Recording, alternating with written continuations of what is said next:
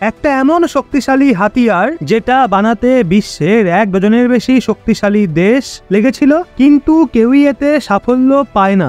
এখন আপনারা জেনে অবাক হবেন, ভারত এই হাতিয়ারের না শুধু প্রথম প্রোটোটাইপ বানিয়ে ফেলেছে, বরং এর একটা টেস্টও করে ফেলেছে। শুনে আপনার বুক গর্বে ভরে উঠবে। প্রথমবারই এর প্রোটোটাইপের যে টেস্ট ছিল সেটা 100% সাকসেসফুল হয়। তার থেকেও বড় কথাই হাতিয়ারকে তৈরি করেছে ভারতের একটা প্রাইভেট হাতিয়ার নির্মাণকারী কোম্পানি। অবশ্য ভারতের মিনিস্ট্রি অফ ডিফেন্স মানে আমাদের প্রতিরক্ষা মন্ত্রণালয়ও তাদের একটু সাহায্য করে, কিন্তু তাও এই প্রজেক্টকে পুরোপুরি ডেভেলপ করে একটা প্রাইভেট কোম্পানি। মানে আমাদের একটা ছোট্ট কোম্পানি ইউরোপ আমেরিকার সবচেয়ে শক্তিশালী হাতিয়ার নির্মাণকারী কোম্পানিগুলোকেও হতবাক করে দিয়েছে। কিন্তু এই হাতিয়ারটা কি, কেন ভারত এটাকে বানাতে চায়? হয়তো আপনাদের মধ্যে কেউ এটার ব্যাপারে জানেন, কিন্তু এটা জানেন না ভারত এটাকে কেন বানাতে চায়। বিশ্বের সমস্ত শক্তিশালী দেশ এই হাতিয়ারের পেছনেই কেন পড়ে রয়েছে। কিন্তু আপনারা নিশ্চিন্ত থাকুন, এই ভীষণই কমপ্লেক্স টেকনোলজি সম্পন্ন হাতিয়ারকে খুবই সহজ করে এই ভিডিওতে বোঝাতে চলেছি, যাতে আপনাদের কাছে পুরো বিষয়টা ক্লিয়ার হয়ে যায়। তো চলুন আর সময় নষ্ট না করে ভিডিওটা চটপট শুরু করি। সবার প্রথমে এই হাতিয়ারের নামটা জেনে নিন। এই হাতিয়ারকে বলা হয় স্ট্র্যাটোস্ফেরিক ওয়েপেন। আজ্ঞে হ্যাঁ, এটা একটা বিশেষ টাইপের হাতিয়ার যার প্রারম্ভিক কাজ হবে গোয়েন্দাগিরি করা শত্রু দেশগুলোর বিরুদ্ধে। কিন্তু আপাতত সবার মোটিভ রয়েছে এটাকে দিয়ে গোয়েন্দাগিরি করানোর। এখন আপনারা বলবেন, বিশ্বের কাছে স্যাটেলাইট রয়েছে নজরদারি চালানোর জন্য, কত কত বিমান রয়েছে তদন্তের জন্য, ড্রোন রয়েছে নজরদারি চালানোর জন্য, তাহলে একটা নতুন প্রকারের স্ট্র্যাটোস্ফেরিক ওয়েপেন কেন বানানো হচ্ছে? এই সবের জন্য। এর মধ্যে বিশেষ কি রয়েছে তো আপনাদের বোঝাচ্ছি। দেখুন, এটা বোঝার আগে আপনাদের বায়ুমণ্ডলকে বুঝতে হবে। স্ক্রিনে দেখুন, আমাদের বায়ুমণ্ডলের ভিন্ন ভিন্ন স্তর রয়েছে। আপনাদের শুধু তিনটের দিকে নজর রাখতে হবে। সবার প্রথমে ট্রপোস্ফিয়ার। এর মধ্যে আমাদের যত কমার্শিয়াল প্লেন রয়েছে সেগুলো ওড়ে, ড্রোন ওড়ে, এছাড়া যত যুদ্ধ বিমান রয়েছে সেগুলো তার উপরের স্তরে ওড়ে। এরপর সবচেয়ে বাইরের যে স্তর রয়েছে যাকে বলা হয় এক্সোস্ফিয়ার, আমাদের যত স্যাটেলাইট রয়েছে সেগুলো ওখানে মজুদ থাকে। আর এটা পৃথিবী থেকে 750 কিলোমিটার উপরে থাকে। কিন্তু এতে সমস্যা কি? সমস্যাটা হলো, সবচেয়ে সেফ যে রাস্তা হয় শত্রু দেশের ওপর গোয়েন্দাগিরি করার, সেটা হলো স্যাটেলাইট। কিন্তু এতে সমস্যা হলো এটা মাটি থেকে অনেক উপরে থাকে। এছাড়া কখনো কখনো যে মেঘ থাকে তার জন্য ক্লিয়ার ইমেজ নিতে পারে না। ক্লিয়ার ইমেজ নিয়েও নিলে সেটা দেখে সবাই আন্দাজে ঢিল মারবে। পুরো বিষয়টাই অনুমান করতে হবে, কারণ আপনি বিশেষ কিছুই বুঝতে পারবেন না।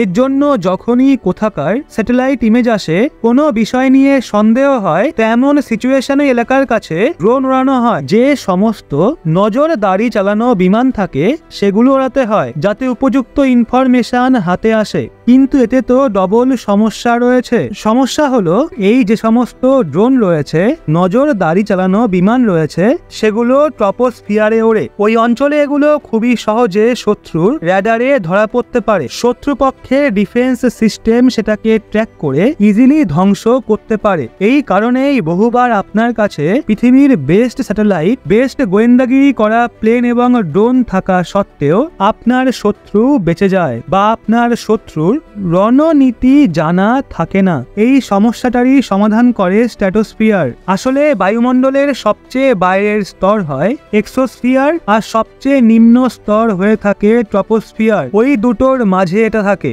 আর এটা ভূমি থেকে মোটামুটি 20 কিলোমিটার উপরে থাকে। আর এক্ষেত্রে এর বিশেষত্ব হলো, বেশিরভাগ র্যাডার এবং ডিফেন্স সিস্টেম এই এরিয়াতে অপারেট করতে পারে না। এর জন্য আপনি যদি এখান থেকে তদন্ত করেন, তো আপনি শত্রুর না শুধু ক্লিয়ার ইমেজ নিতে পারবেন, বরং প্রপার ভিডিও আপনার কাছে পৌঁছে যাবে। আন্দাজে অনুমান করতে হবে না, আপনি শত্রুপক্ষের প্রতিটা রণনীতি বুঝে যাবেন। কিন্তু এখানে একটা সমস্যা রয়েছে। স্ট্র্যাটোস্ফিয়ার গোয়েন্দাগিরি করার জন্য দারুণ স্থান, কিন্তু ওখানে এয়ার ভীষণ পাতলা। ওখানে নর্মাল যত প্লেন রয়েছে সেগুলো উঠতেই পারবে না। এর জন্য না ওখানে এরোপ্লেন যেতে পারবে, আর না তো স্যাটেলাইট আপনি মোতায়েন করতে পারবেন। কারণ স্যাটেলাইট পুরো মাটিতে এসে পড়বে। এর জন্য এটাকে সবথেকে কঠিন জায়গা বলে মনে করা হয়, কিন্তু স্ট্র্যাটোস্ফিয়ারের জন্য একটা জবাব রয়েছে, আর সেটা হলো হাই অল্টিটিউড সৌর স্যাটেলাইট। এর নামের সঙ্গে যুক্ত রয়েছে তো স্যাটেলাইট, কিন্তু এটা উড়ে চলে হাওয়াতে। স্ক্রিনের দিকে তাকান, অনেকটা এরকম স্ট্রাকচার হয়ে থাকে।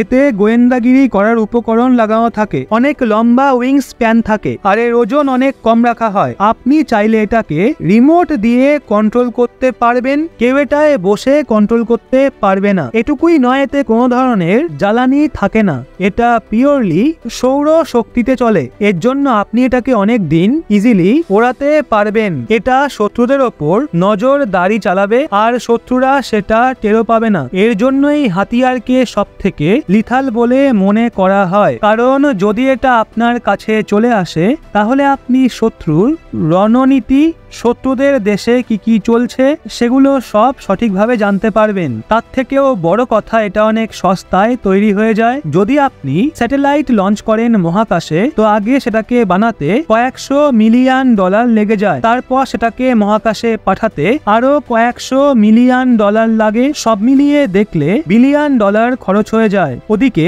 গোয়েন্দাগিরি চালানো প্লেন বা ড্রোনের কথা বললে এক একটাই কত টাকার হয়ে থাকে, সেগুলোকে ট্র্যাক করে ধ্বংস করার বিপদও বেশি থাকে। সেখানে এই স্ট্র্যাটোস্ফেরিক হাতিয়ারের কথা বললে হাই অল্টিটিউড সৌর স্যাটেলাইট বানাতে ভীষণই কম খরচা হয়। এটা সৌর শক্তিতে চলে, কোনো জ্বালানি লাগে না। শুধুমাত্র যেই তদন্তকারী উপকরণ রয়েছে সেগুলো দামি লাগাতে হয়, তাই অনেক কম খরচায় আপনি শত্রুর ওপর ভালো রকম ভাবে নজরদারি চালাতে পারবেন। আর এটা আপনাদের যুদ্ধের সময় বা যুদ্ধের আগের সিচুয়েশনেও দুর্দান্ত অ্যাডভান্টেজ দিতে পারে। এখন আমরা শুধু আশা করছি ভারত নিজের সেনাতে এই স্ট্র্যাটোস্ফেরিক হাতিয়ারকে শামিল করা প্রথম দেশ হোক, আর এর সমস্ত টেস্ট সফল হোক। তো বন্ধুরা, এই বিষয়ে আপনার কি মতামত তা নিচে কমেন্টে অবশ্যই জানান। আর এরকমই লেটেস্ট ইনফরমেটিভ ভিডিও পেতে চোখ রাখুন রহস্য বাংলার পর্দায়।